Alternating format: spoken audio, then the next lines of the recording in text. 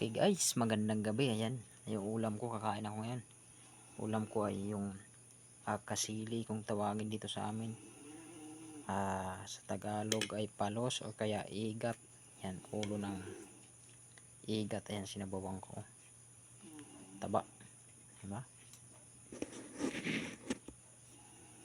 Ayan, sarap.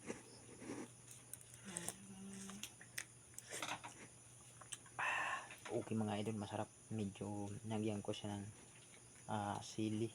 Medyo maanghang-anghang yung sabaw. Sinabawang ko lang to. Kaya ganon. Oh, di ba? Sarap ulam. Taba oh. Lagyan ko pa ng sabaw. Sus, walang ispis. May yung gulay dito na wala akong mapaglagyan. Mamaya na lang.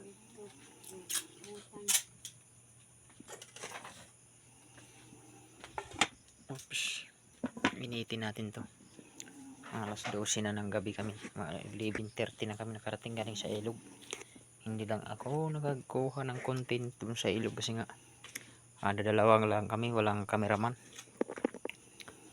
Kaya pagdating lang dito sa bahay, kinunan ko yung nahuli namin na yun. Ang dami. Nagdalang ang sabaw, parang hindi pa, kulang pa sa akin yan yan